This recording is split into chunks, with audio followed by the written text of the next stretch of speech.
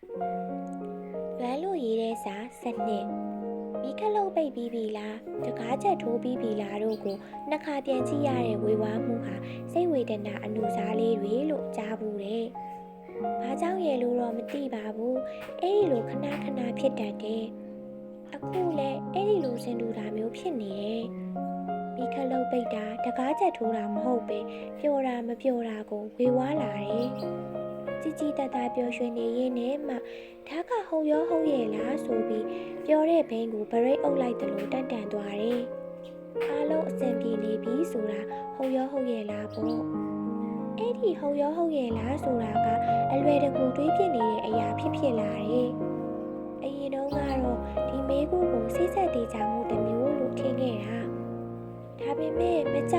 တွေ့လာရတော့စိတ်ဆက်တည်ကြမှုမဟုတ်ပဲမလုံခြုံမှုရဲ့ဘေးထွက်ဆိုးကျိုးများလားလို့ထင်လာမိတယ်။ဟုတ်ရောဟုတ်ရဲ့လားဆိုတာတွေကဒီတက်ရွယ်မှာဘယ်လောက်ထိပါဝင်ခဲ့ပြီလဲဆိုတာကိုပြန်မတွေးရဘူး။ဘာတွေကိုစိုးရိမ်နေရလဲလို့မေးစရာရှိပြန်ရင်လည်းဘာမှမစိုးရိမ်ပါဘူးလို့ဖြေရမှာပဲ။ကိုလောက်ခဲ့တာတွေကိုသိတယ်မဟုတ်လားလို့ဆိုပြန်ရင်လည်းဟုတ်တယ်သိတယ်လို့ဖြေရမှာပဲ။ဒါဆိုသွားလေဆက်လျှောက်လေပျော်လေးဆိုပြီးပြောရင်တော့ခြေလမ်းတွေကတိတ်မတွတ်တော့ဘူးလို့ဖြေရလိမ့်မယ်ထင်တယ်။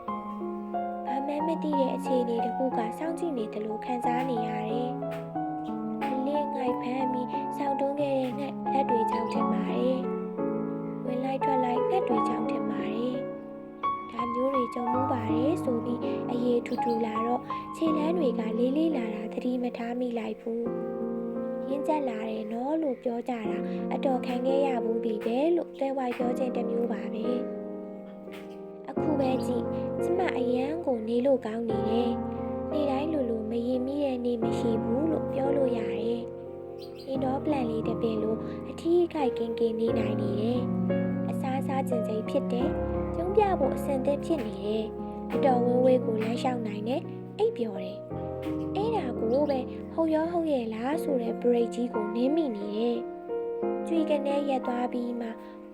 ငါလုံးကြုံနေတယ်ပျော်နေတယ်ဆိုပြီးဘိန်းကိုပြန်လှိမ့်နေရတယ်။တချို့ကအတိတ်ကိုပြန်ဆွေးကြတယ်။ပျော်အောင်နေရပါတယ်ပြောကြတယ်။ပျော်စရာတွေနဲလာပြီလို့လည်းလေပြေတွေးကြတယ်။တချို့ကလည်းတို့ကတော့ပျော်ပဲဟေးလို့အော်ကြတယ်။တကယ်ပျော်နေကြတာလည်းဖြစ်နိုင်ပါတယ်။ပျော်ကြသွားမှဆိုလို့ပျော်ပြနေတာလည်းဖြစ်နိုင်ပါတယ်။ဦးချင်းကတော့ဘသူမှတကယ်ပြောမနေပါဘူးသမီးရလို့တခါပြောဘူးတယ်။ကျမရဲ့ဟုတ်ရောဟုတ်ရဲ့လားဆိုတာကြီးကသူတို့စီလည်းရောက်တယ်ထင်တယ်။ နိုဝင်ဘာ 17 2019 ညကြီး